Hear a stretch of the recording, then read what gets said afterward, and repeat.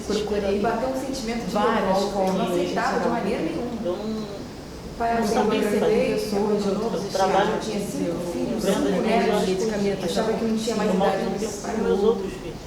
Então, desde aí, ele queria fazer um aborto e ele também falou que era mesas, fora que na minha cabeça que eu tinha que fazer. Deus estava querendo me consolar de uma outra coisa. E as consequências daquilo ali. Eu sabia que em poucas horas eu já não teria mais o meu bebê comigo. Então, desde aí, eu decidi fazer um aborto e ele também falou que era para eu fazer.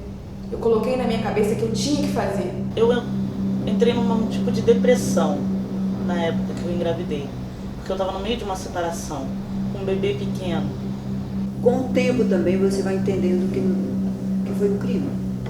Você pagou para matar seu próprio filho. Procurei medicamentos abortivos, eu procurei clínicas de aborto. Quando aconteceu essa violência, o meu chão caiu, meu mundo desabou.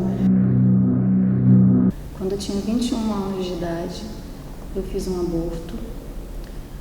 Eu fui abandonada pelo meu namorado. Quando eu fui falar para ele que eu estava grávida, e nós já tínhamos terminado, e ele falou para que eu me virasse na época. Eu fazia faculdade de administração e as pessoas começaram a falar para mim que ainda tinha muita coisa pela frente, ainda tinha muita vida, não tinha me informado, e fui me deixando conduzir por isso. É um lugar como qualquer, né? Você entra numa clínica, você é chamado, paga, eles me levaram para uma sala, me deram um comprimido que eu apaguei. Logo depois, eu não lembro quanto tempo foi, eu acordei em um outro lugar sozinha, um lugar esquisito inclusive, e dali eu já estava arrependida. Ali eu já comecei a chorar, ali eu já comecei a me perguntar o que eu fiz, porque eu sempre quis ser mãe, eu sempre quis ter minha família, porque eu não tive a minha família estruturada. Então aquilo para mim foi pior ainda, né? Eu tentei me matar, eu não lembro muitas ordens cronológicas, eu fiz terapia e a psicóloga falou que como o trauma às vezes é muito grande, a nossa memória apaga algumas coisas. Passaram uns 2, 3 anos, eu comecei a namorar um rapaz que era católico, a família também. Comecei a ir à igreja, conheci Jesus, aí comecei a fazer retiros e aí eu me arrependi mais ainda. O sofrimento que eu tinha antes, que eu já sabia que era errado, passou a ser pior ainda. E eu não sabia que isso era depressão pós-aborto. Terminamos esse noivado, que foi, eu acho que Deus me trouxe para ele através disso. Conheci meu marido na igreja, fazia parte de um ministério de música. Nos casamos. Eu contei tudo para ele desde o primeiro mês de namoro. Eu não conseguia me perdoar. E o Senhor me falou na hora da comunhão que ali eu estava construindo uma família. Ali ia ser o meu novo. Ali eu ia ter uma nova oportunidade de ter a minha família. Mas mesmo assim esse sentimento continuou comigo. Eu achava que eu não ia poder ser mãe. Mesmo sem falar com meu marido, era uma coisa minha. E eu sofria muito, eu chorava muito. E uma irmã fazia parte do Ministério de Cura e pedi a uma irmã lá para orar por mim, porque eu não ia poder ser mãe. Só falei isso para ela, ela me conhecia há 3 meses. Aí um dia ela falou assim: Lu, esse dia hoje é seu. Deus quer fazer uma cura em você, quer fazer alguma coisa em você. Quando acabou tudo, eu chorei muito naquele dia, meu marido estava, no final ela virou e falou para mim: eu tive uma visão, eu tive um sonho, o Senhor te dizia que o seu aborto ele já te perdoou, você tem que se perdoar. E eu fiquei chocada, porque aquela irmã, aquela amiga não sabia do meu aborto. E eu vi realmente a mão do Senhor ali. E naquele mesmo mês eu engravidei do meu filho Miguel. Hoje é um anjo, meu filho tem 12 anos, tem 1,85 m, é enorme. E aí veio o Guilherme, que foi um outro milagre meu. Porque quando a gente faz um aborto, a maioria das mulheres elas não veem que elas estão fazendo, né? Então eu não sabia, eu não tenho ideia do que eu fiz. Eu nunca tinha visto uma criança abortada. E esse filme é extremamente pesado, mas é a realidade, né? E eu chorei o tempo inteiro. Eu chorei muito enquanto a Zezé ia falando, eu chorava, a igreja estava lotada. Eu chorava de soluçar vendo aqueles bebês trucidados, assim, cortados. São cenas que a gente nunca mais vai esquecer. Quando terminou, uma amiga minha que sabia, né? Aí me levou até a Zezé e eu falei para ela, Zezé, eu fiz um aborto, chorando muito. E Zezé falou para mim, eu sabia, o Senhor tinha falado para mim que uma pessoa aqui ia ser provida, que uma mulher aqui ia ser tocada. E desde então eu venho atendendo gestantes. No meu primeiro ano como provida, eu atendi 99 gestantes. Quase todas, para a glória de Deus, ficaram com seus bebês. Em 2014 para 2015 eu tive um problema. Eu tenho um filho que hoje tem 18 anos, mas naquela época ele tinha entre 15 para 16. Ele teve uma doença rara. Ele foi desenganado pelos médicos e cada hora era um diagnóstico diferente. Foi um ano muito difícil, um ano de muita luta. Ele internado entre a vida e a morte. E no finalzinho desse tratamento eu já estava bem, ele já estava bem, eu acabei engravidando. E daí começou uma nova luta na minha vida. Eu não aceitava a gravidez. O pai da criança não aceitou por vários motivos.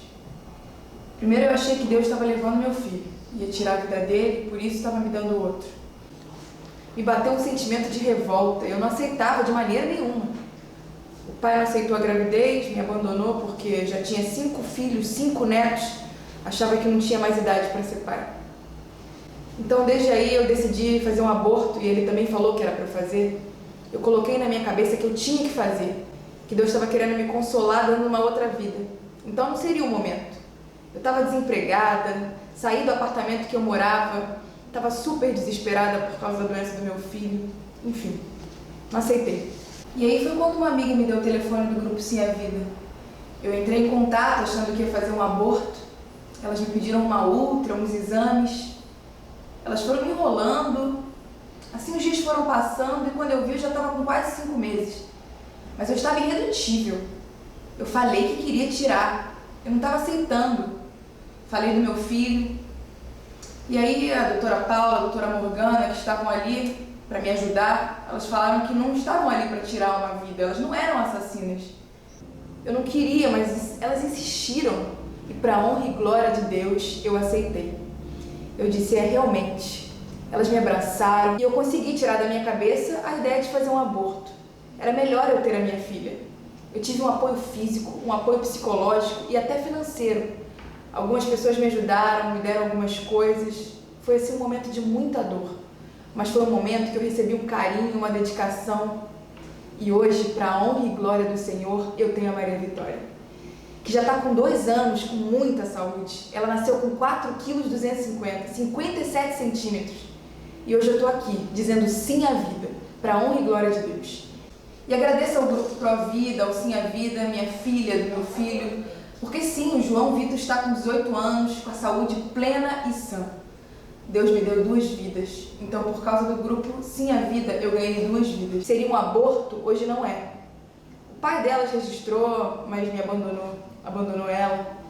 Ele não procura, não quer saber, mas hoje eu dou graças a Deus. Eu estou criando a minha filha como pai e mãe.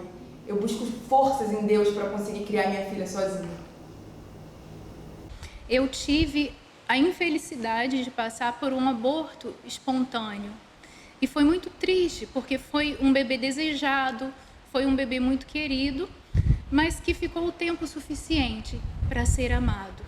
E essa perda dessa criança, ela trouxe para a minha vida não consequências físicas, mas deixou consequências psicológicas. E quando eu entrei no processo de perda, eu fiquei na cama durante 15 dias, fazendo uso dos medicamentos que o médico falou, e para ver se a gente conseguia segurar aquela gestação. E à medida que o tempo foi se desenvolvendo, o sangramento começou a acontecer, a ficar mais intenso, até que chegou uma noite que foram 14 horas de contração, 14 horas de dor. E eu sabia exatamente o que estava acontecendo e as consequências daquilo ali. Eu sabia que em poucas horas eu já não teria mais o meu bebê comigo. E quando chegou de manhã, eu liguei para o meu médico e ele pediu para que eu fosse até lá, para que ele me examinasse. Quando eu cheguei no consultório, que ele mostrou pela ultra, né, ali a gente já tinha visto e eu já tinha percebido que o meu bebê estava voltando para Deus. O bebê que a gente tinha desejado, o bebê que a gente tinha amado, a gente já não tinha mais as chances de colocar nos braços. Mas isso me deixou consequências psicológicas que eu levei quase que 1 ano para poder me reerguer emocionalmente, para poder me dar o direito novamente de buscar a maternidade, de me abrir à vida novamente. Tamanho foi o trauma, tamanho foi aquela dor que essa perda deixou no meu psicológico. Que uma mãe que ela pensa em abortar, na verdade, não está nela aquele desejo. Quando a gente chega para estender a mão para uma mulher que pensa em cometer o aborto, a gente vê que há uma história de vida ali que não é o bebê que é o problema. Ela tem tantos outros medos dentro dela que aquele bebê, ele não é a causa do que ela pensa que ele vai ser. E todas as mães que quando recebem essa mão, recebem esse apoio, recebem esse abraço, se abrem à vida, elas conseguem enxergar a transformação que essa criança traz para a vida dela. Porque a maternidade é libertadora. Para nós, toda vida vale. Vale a vida do bebê e vale a vida da mãe. Porque não adianta nada a gente salvar a vida do bebê e nós não nos preocuparmos com aquela mãe, porque nós também não queremos que ela tenha uma vida desestruturada, uma vida sequelada emocionalmente e fisicamente. Então, o que uma mãe precisa, e o convite que eu te faço aí do outro lado, não é um olhar julgador, mas é um braço estendido, é uma palavra amiga e é o ombro amigo na hora certa. A Associação Guadalupe é uma entidade sem fins lucrativos que tem a missão de defender a inviolabilidade da vida humana desde a concepção até a morte natural. Nossos valores são norteados, ou melhor, são pautados no acolhimento, na valorização da vida, nos princípios éticos e morais. E na Associação Guadalupe, quando as gestantes chegam, nossa primeira atitude é abraçá-la, acolhê-la, deixá-la que se sinta amada. Na Associação Guadalupe, essas mulheres têm livre arbítrio para decidir o rumo de suas vidas. Mas o interessante é que 80%, quando optam pela vida, passam por um processo de transformação interior através das terapias ocupacionais que são oferecidas pela obra. São oferecidas palestras e atividades que são voltadas para a maternidade e que têm como objetivo criar um vínculo afetivo entre elas e o bebê. Ao optarem pela vida, essas mulheres se tornam as primeiras defensoras de seus próprios filhos. Isso porque o amor gera vida. Eu vivi um relacionamento muito longo, de idas e vindas, muito conturbado, de muito ciúme, muita briga o tempo todo, muitas idas e voltas. E durante uma separação, eu me envolvi com uma outra pessoa, casualmente. E depois eu voltei para o meu antigo relacionamento. O tempo foi passando, estava tudo relativamente bem, apesar da gente continuar brigando. Eu tinha uma função importante na empresa que eu trabalhava. Eu já estava lá há 4 anos. Eu tinha um setor que eu coordenava. Eu trabalhava até tarde, estava terminando a minha pós, eu queria fazer intercâmbio. Até que eu comecei a enjoar, indo para o trabalho, e eu descobri num teste de farmácia que eu fiz dentro do banheiro do escritório que eu estava grávida. Foi um momento assim desesperador da minha vida, porque eu nunca me imaginava grávida. Ninguém da minha família imaginava isso. Todo mundo achava que eu ia morar fora, estudar fora.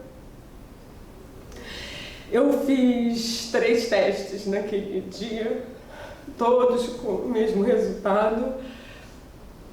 Eu não me considerava grávida, eu achava que aquilo era um erro.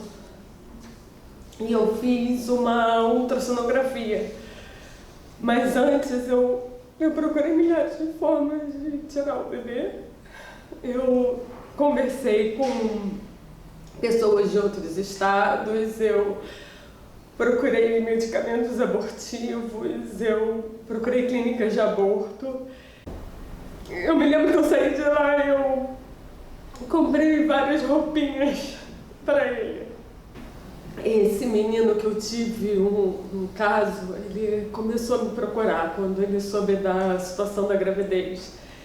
Ele me seguia no meu trabalho, ele me ameaçava, ele me seguia na rua durante o meu horário de almoço, ele me seguia no ônibus, ele me seguia em todos os lugares e ele sempre ficava atrás de mim de uma maneira agressiva, possessiva, querendo estar comigo, sabe?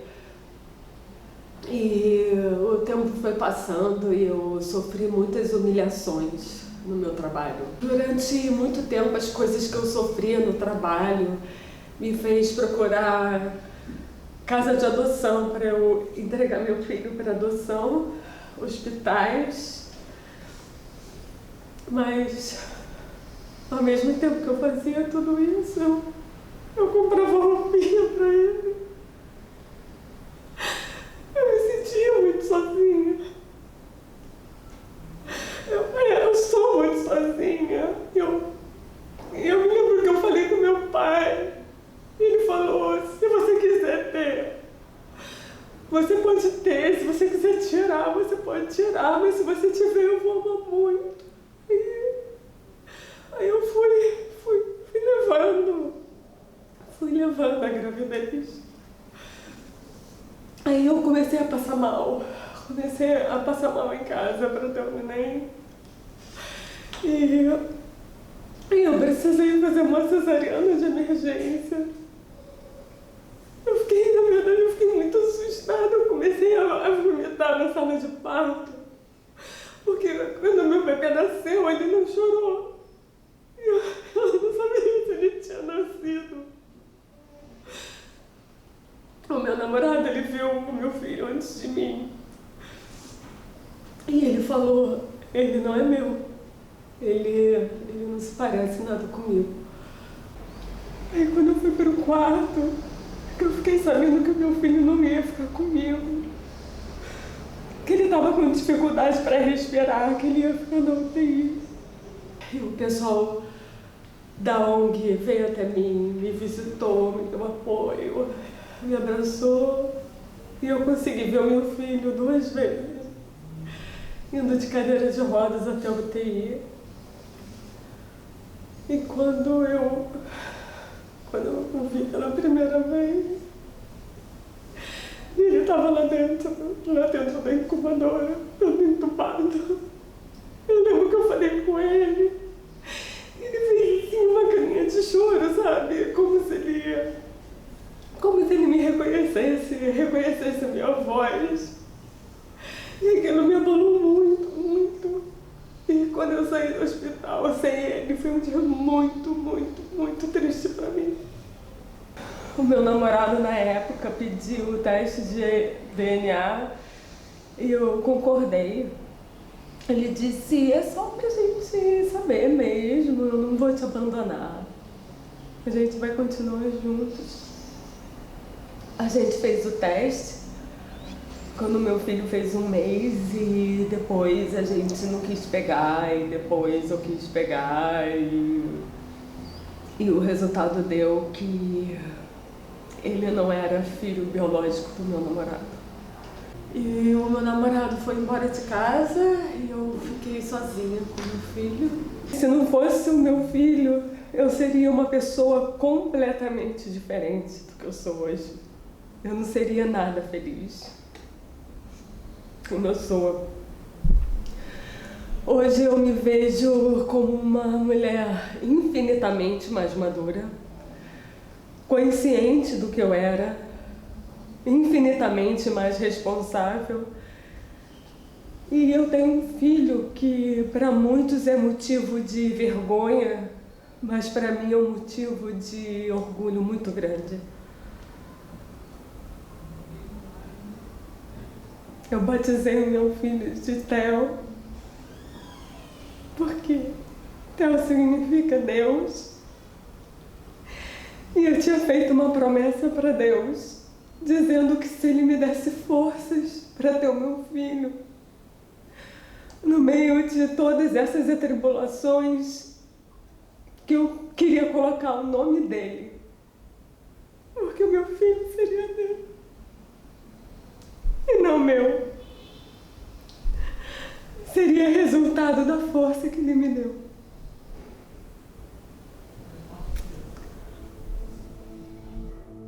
Eu espero por você. Já chegamos ao nosso 7º mês juntos e quero ir com você até o final. Antes de saber que você existia aqui dentro, eu estava levando uma vida normal. Começaram algumas dores nos seios, alguns enjoos com cheiros e uma dúvida surgiu na minha cabeça. Será? Será que eu tô grávida de novo? Meu Deus, eu não quero. Eu não posso. Um teste e lá estava você. Eu não te quis. Eu nunca esperei que você fosse chegar. Só nós dois sabemos de todas as noites que eu passei em claro, chorando, sem saber o que seria da minha vida dali pra frente. Eu sofri muito. Senti que nunca fosse te amar. No 5º mês, eu escutei o seu coração bater pela primeira vez e eu chorei. No meu pensamento, tinha um misto de emoções. Eu fiquei sem saber ao certo o que eu estava sentindo, já que até então eu só queria que você não estivesse aqui. Seu coração bateu forte e eu chorei sem ao menos pensar em alguma coisa. Tive certeza de que você estava bem. Tive coragem para deixar ser invadida por aqueles 148 batimentos por minuto e senti naquele momento que você era um menino. Eu optei por tirar a nossa vida. Eu estava me preparando. Foi a pior semana da minha vida. Eu não conseguia comer. Eu só pensava em como iria dar fim na nossa vida. Eu não podia tirar a sua vida e ficar viva. Por isso, tinha que ser algo certeiro para nós dois. Marquei uma ultrassonografia para te conhecer e preciso te contar que foi amor à primeira vista. Estávamos naquela sala, eu, você, o médico, Pietro e a nossa amiga Thaís. Decidi que dali pra frente seríamos nós 3. Independente de qualquer coisa, seríamos nós 3. Hoje não me culpo mais por ter tido aqueles sentimentos, porque o amor tudo supera. Levi, você é bênção na minha vida. E eu achei um dia que não queria ter mais bebê, mas sim, eu quero ter você. A nossa história é um plano de Deus e estamos aqui hoje por Ele. Eu estou completa, eu tenho 2 filhos que me amam e que eu amo mais que tudo. E o melhor, nós 3 temos um Deus que nos sustenta. Te amo e te espero.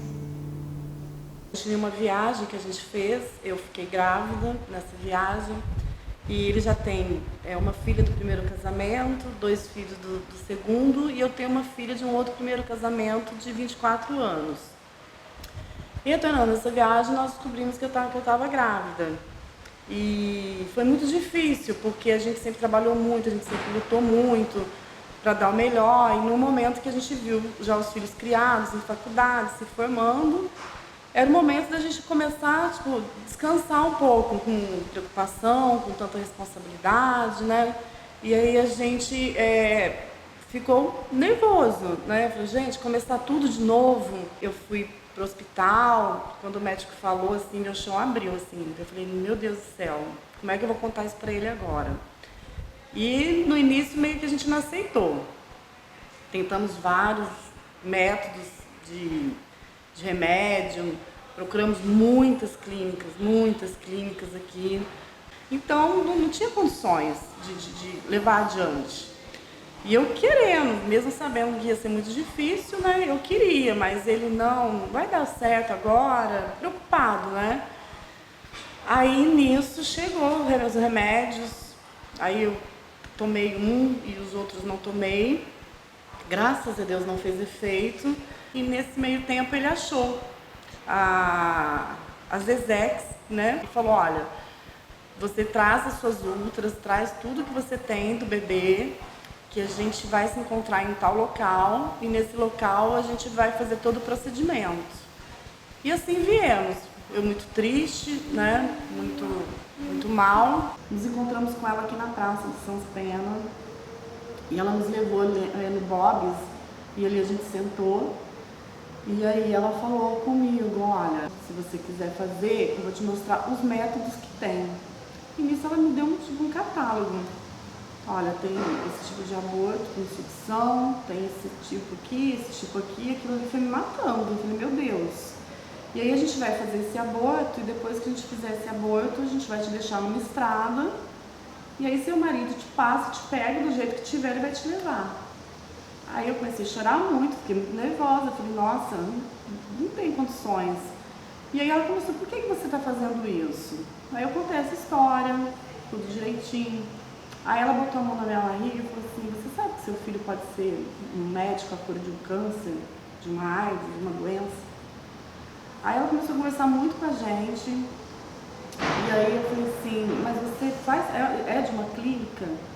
Aí ela nos explicou que ela não fazia parte de uma clínica, que ela trabalhava junto com a Elba Ramalho, e que ela salvava, né, crianças, não deixava acontecer, procurava. Aí ela foi contando a história toda, pegou na minha mão e na dele e falou, olha, tudo que vocês precisarem, a gente vai amparar vocês. A gente não vai deixar vocês sozinhos. Tudo que seu filho precisar, você não vai ficar sozinho em momento algum. E aí, a gente saiu dali assim, decidida a ter. Ela salvou minha vida, salvou a vida do meu filho. E aí a gente saiu dali olhando, seguindo em frente. Eu conversei na praça mesmo, falei com ele, falei assim, nosso filho vai nascer. E eu tenho uma enorme gratidão, nunca a gente vai esquecer o que ela fez pra gente. Porque o Gabriel tá aqui graças a ela. E assim, tá aqui hoje podendo falar, pra gente é um prazer muito grande, é uma maneira da gente poder agradecer o que ela fez por nós. Eu engravidei de repente, sem estar esperando, tomando um anticoncepcional do posto de saúde. Só que eu tinha um bebê de 8 meses quando eu engravidei. E eu estava no meio de uma separação muito turbulenta. Uma casa, outros filhos, que eu tenho 7, tudo me sobrecarregando naquele momento. Meu pai doente, com 30% do coração apenas. E ficou muito difícil para mim imaginar mais uma vida na minha mão para me cuidar naquele momento. E aí eu procurei uma alternativa que não é muito legal, uma alternativa que eu nunca tinha procurado antes, até porque eu já tenho 6, achando que seria a solução do meu problema. Desesperador. Porque eu não sabia o que fazer. Eu trabalho com vendas 12 horas por dia. Eu mal tenho tempo para os meus outros filhos. E sozinha, com um monte de despesas, fora as despesas da gestação, eu fiquei num beco sem saída, de verdade. Porque eu achei que realmente tirar seria a melhor opção naquele momento. Eu entrei num tipo de depressão na época que eu engravidei, porque eu estava no meio de uma separação, com um bebê pequeno. Eu fui traída, fui enganada, e tudo isso acaba mudando o seu modo de pensar. Você não quer fazer, você se sente obrigado. E é muito difícil pra gente. Você ser abandonado no momento mais difícil, mais frágil da sua vida. É muito complicado. Então, sei que foi complicado pra mim, porque eu estava muito reticente a isso. Eu não queria mais uma preocupação, mais uma conta para pagar, porque eu não vi o meu filho como um filho, eu vi o meu filho como mais uma despesa, mais algo mais que ia atrapalhar mais. Por isso que para mim foi tão difícil. Quando eu estava passando por uma situação difícil, não sobrava dinheiro para comprar as coisas das necessidades básicas dele. Então elas vinham e me ajudavam com leite, fralda, essas coisas. Até que elas começaram a conversar mesmo e fazer com que eu mudasse de ideia aos poucos. Me mostrando que Samuel não tinha nada a ver com meus problemas. E que as coisas iam dar certo na medida do possível, assim. Ia ser... Eu ia conseguir. Era um apoio que eu não tinha de ninguém, de lado nenhum. Todo mundo na época, poxa, eu já tinha 6 filhos, então todo mundo na época só apontando o dedo, julgando, você é maluca, eu não sei o quê, família, amigos, então todo mundo abandonou. Foi embora, uma moça que ele se apaixonou por ela, foi embora, nunca mais apareceu. Apareceu, registrou e sumiu de novo. As pessoas falam pra mim, você tá em depressão, não sei o que. Eu falo, não, eu não tenho esse direito. Como é que eu vou mostrar para os meus filhos que eu sou fraca? Eu não posso mostrar para eles que eu sou fraca, eu tenho que ser forte, para eles verem que eu sou forte. Eles teriam orgulho da mãe deles. Então eu não deixo. Então só por eles, todo dia. O aborto é um assunto do qual eu não tenho o menor motivo para me orgulhar. Ao contrário, ao longo do tempo, né, na proporção que as coisas vão ficando mais claras e evidentes, nossos sentimentos vão aflorando, a nossa consciência vai sendo cada dia mais desperta, ele se torna uma dor, se torna um arrependimento profundo e ao mesmo tempo um desconforto que você carrega dia e noite, porque é algo que você não pode consertar, você não pode voltar atrás, você não pode acordar um dia e dizer, ufa, resolvi. Não, você não resolveu, não vai resolver nunca, porque você já passou pela experiência, ou seja, você já cometeu um ato que, com o tempo também, você vai entendendo que foi um crime. Você pagou para matar seu próprio filho. Então, eu, às vezes, faço palestras nas igrejas e em alguns outros locais, e eu sempre digo que o aborto é um grande equívoco, porque a mãe que deveria acolher, rejeita, e o médico que deveria salvar, mata. Eu era muito nova quando eu fiz o aborto, e eu não tinha consciência. Eu achava que eu estava apenas provocando a menstruação. Quer dizer, eu estava tirando ali um bolinho de sangue, eu estava, de fato, tirando um bebê que estava em formação. Mas era uma vida que eu estava tirando. E a vida é sagrada. Quando eu fui tomando consciência na proporção que o tempo foi passando, e eu fui tentando me redimir comigo mesma, buscando ter filhos, né? Tive o meu filho, foi um presente de Deus, o meu filho Luan, e eu senti a importância grandiosa da maternidade. Foi ali que eu me senti totalmente religada com Deus. Eu olhava todo dia para o céu e dizia, meu Deus do céu, que coisa grande e que erro que eu cometi. Mas eu sou humana e eu tinha que buscar a minha redenção. Eu tinha uma grande amiga e ela engravidou. Então, ela disse que ia abortar. E eu fiz de tudo para ela não abortar. Só que um dia ela me escapuliu. eu liguei para a casa dela e a moça falou, ela foi para a clínica fazer o aborto. Eu adentrei a clínica, abri a porta e topei com a minha amiga vestidinha, pronta, com o médico para realizar o aborto. Ele ficou pálido e eu gritei, levanta dessa cama, levanta daí, vamos embora. Ela toda apavorada, eu falei, vai, não discute, vamos embora, vamos sair daqui. Bom, ela teve a filha que é linda, se chama Maria, eu que batizei e que dei o nome. Topei de cara com o Padre Pedro, que é hoje um dos nossos patronos do Movimento Pro Vida Nacional. Ele é polonês, vive na região de Brasília, do Distrito Federal. Eu topei com esse padre, ele olhou para mim e falou, olá, moça bonita do Brasil, você parece cantora que eu gosto muito, você parece com cantora Elba Ramalho. Eu falei, eu sou Elba Ramalho. Aí ele, oi, tum, bate coração, oi, tum, coração pode bater, que é uma música que eu gravei há muitos anos. E ele olhou para mim e disse assim, eu vou lhe dar uma missão. Isso foi selado, sagrado. Eu fiquei tão assustada, eu falei, nossa, a missão já chegou. Ele tirou um terço que tem contas azuis, que simbolizam as lágrimas, e dentro tem um fetozinho que simboliza os bebês abortados. Eu falei, perfeito. Quando eu chegar lá, eu vou procurar o movimento.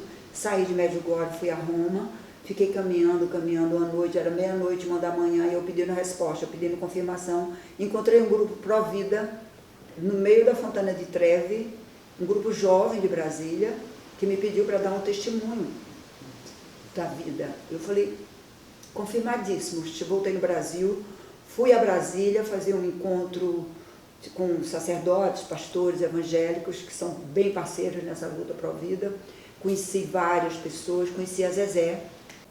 É muito pesado, é um fardo muito pesado. Então, que fique essa mensagem de vida, de esperança.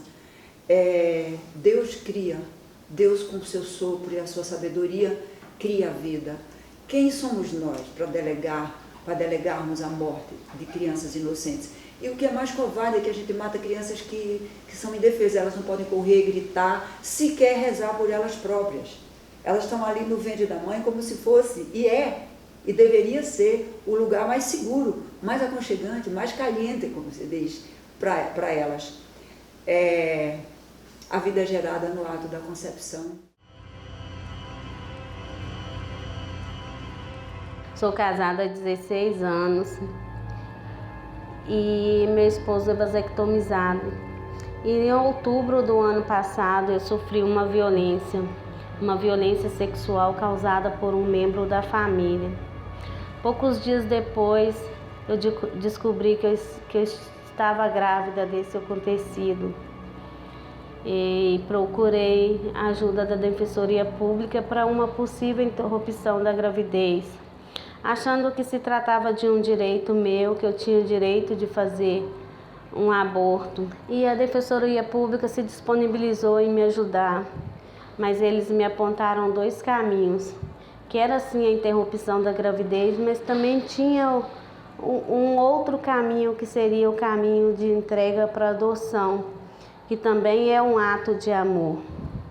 E durante um longo período de tratamento, de consultas com a psicóloga, com terapias, palestras, tudo que eu participei, eu decidi que eu não iria mais entregar meu filho, que eu não iria mais fazer a interrupção da gravidez, e sim que eu tinha optado pela entrega para adoção. E a Defensoria Pública decidiu que eu deveria me ausentar do meu lar, já que eu era frequentemente agredida pelo meu esposo. Já tive que denunciar ele na Lei Maria da Penha 3 vezes. A Defensoria Pública achou um abrigo para que eu pudesse ficar. Tá comigo apenas o Luiz Carlos, que é o caçula, e os outros decidiram ficar com o pai. Fui muito bem acolhida. Eu decidi que eu não iria mais entregar meu filho para adoção, que eu só precisava de amor e carinho. Meu filho já tem de tudo, já tem todo o enxoval pronto. É possível sim, porque eu tenho muito amor e carinho para dar para ele, para a honra e para a glória do Senhor. Amém.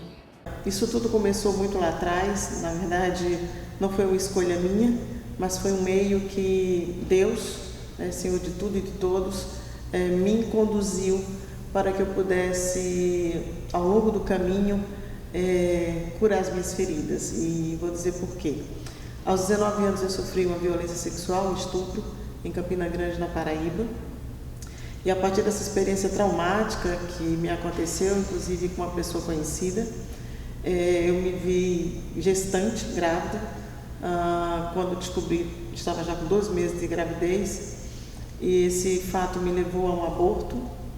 E esse foi, eu diria hoje, a pior escolha da minha vida, porque a partir do momento que eu aceitei que tirasse aquele bebê do meu ventre, não tinha discernimento, não tinha conhecimento, era cantora de banda de forró, bebia, tinha uma vida, eu diria, não tanto regrada, mas muito responsável, e eu jamais imaginava que um dia eu poderia passar por uma violência. Sempre fui muito destemida, muito extrovertida, muito falante e muito dona de mim. Eu dizia que eu tinha um pensamento meio feminista radical, né? Eu não preciso de homem para nada, nada vai acontecer comigo. E, obviamente que vindo de uma família de 7 irmãos, a minha mãe solteira, e eu presenciava tudo aquilo, então estava fora dos meus planos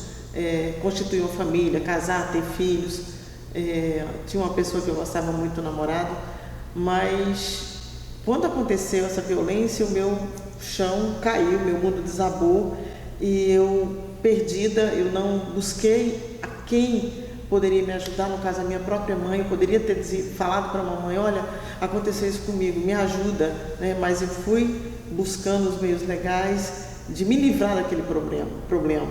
Eu tinha aversão, eu tinha nojo, eu tinha raiva, e eu chorava muito.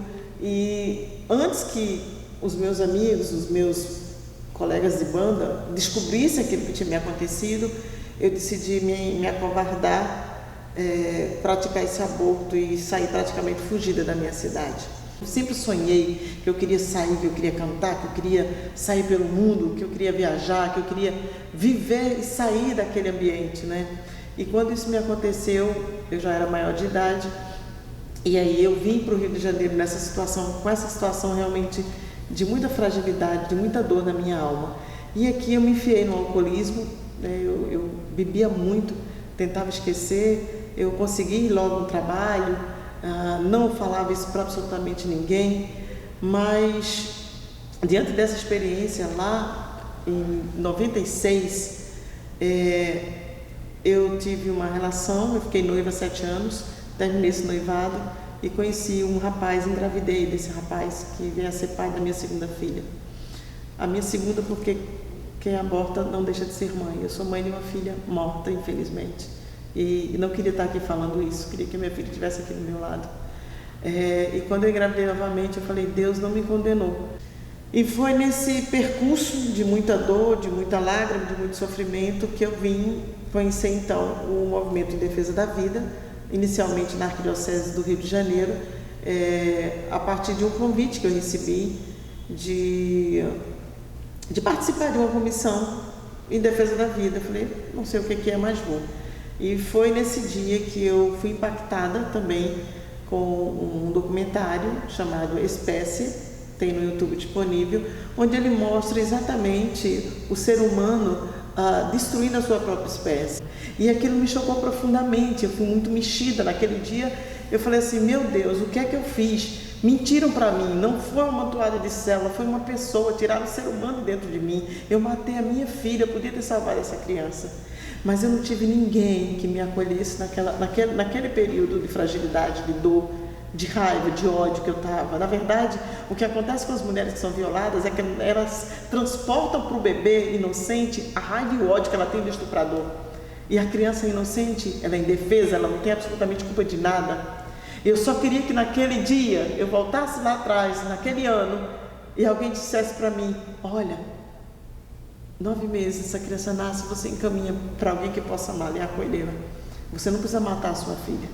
Você não precisa desistir dessa criança. Nenhuma mulher merece ser violentada, nenhuma mulher merece ser descartada, nenhuma mulher merece ser ferida na sua dignidade. Que mesmo que ela venha ser e sofrer e ser vítima como eu fui, e aí eu pergunto, de quem é a culpa? De quem é a culpa de uma mulher ser violada hoje? Ela está andando na rua e viu um monstro, como aconteceu essa semana com outra jovem que eu estou atendendo, meteu a faca no pescoço e falou, olha, tira a roupa. Que proteção que as mulheres do nosso Brasil têm? Que segurança pública que essas mulheres têm? Por que se acontece o estupro no Brasil? Onde a gente tem aí uma terrível realidade, que onde mais se acontecem essas violações são dentro das próprias casas, com parentes ou entes queridos, não, inimigos da família, né? Eu atendo meninas que sofrem abuso dos padrastos dentro de suas casas, né? E foi dentro dessa realidade toda que eu comecei a me aprofundar e virei uma militante pró-vida, que eu falei, essa causa é minha, eu quero reparar aquilo que eu cometi, eu não pude salvar a minha vida, a vida da minha filha. Eu digo salvar a minha vida porque eu vivi 20 anos de depressão pós-aborto. Eu sei o que eu passei durante esses 20 anos e falo para as meninas que eu atendo quase todos os dias, não queira passar pelo texto do que eu passei. E algo que é muito importante eu mencionar, durante muitos anos eu escondi isso. Eu trabalhei no Movimento Pro Vida de 2006 a 2012 sem ninguém saber que eu tinha sido violada.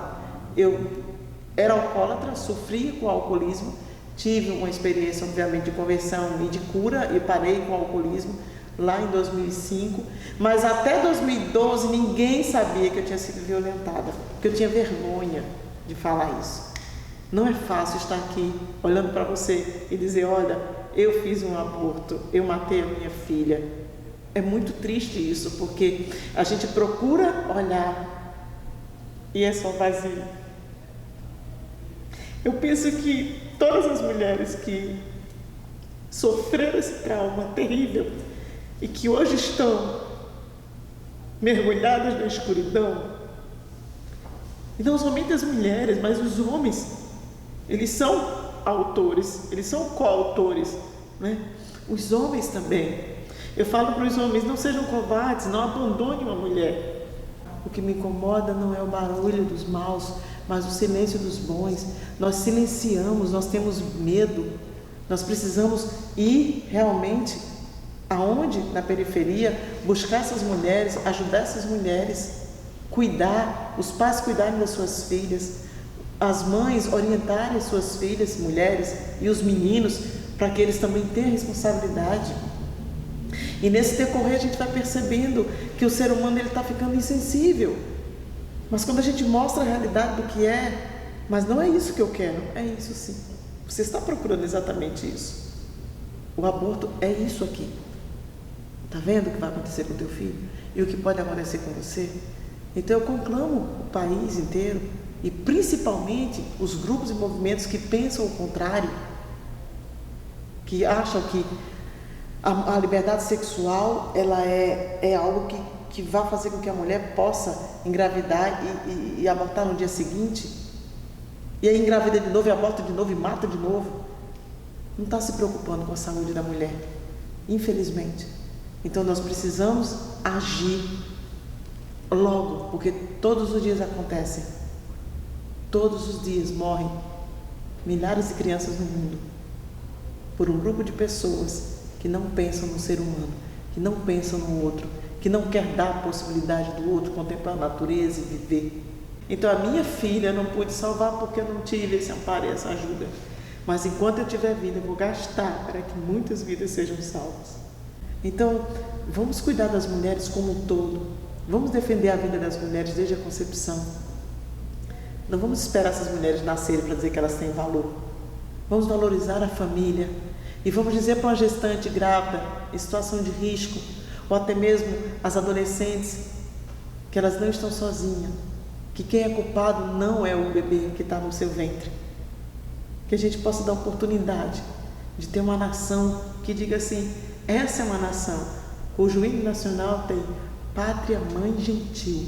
Então que nós possamos viver esse país com progresso na ciência, na educação, na saúde, na segurança pública, onde o cidadão tem o direito de nascer e de sobreviver e de viver com dignidade, porque é isso que rege a nossa Constituição brasileira. Artigo 5º da Constituição de 1988. A vida humana é um direito inviolável. Então, se naquela época que eu estava grávida, alguém do Provida fizesse o que nós fazemos hoje com as gestantes, certamente não ia ter abortado. É tanta dificuldade que a gente passa, mas nunca desista, nunca pense em fazer isso. Nunca pense em fazer um aborto, nunca pense. Porque isso aqui, olha, isso aqui é a melhor coisa do mundo, o melhor presente de Deus. E a gente tem que amar e vem abençoado. E a gente dá conta mesmo. E esse aqui é o Samuel, tem 8 meses. É a minha alegria, meu baixinho, apelido popular lá na rua Papatinho. Meu amor, tchau. Por mais que toda mulher diga que não tem o desejo de ter um filho, uma hora ou outra isso vai aflorar dentro dela. É algo sublime, é uma coisa que a gente não consegue explicar. E é um absurdo hoje em dia a gente precisar defender a vida.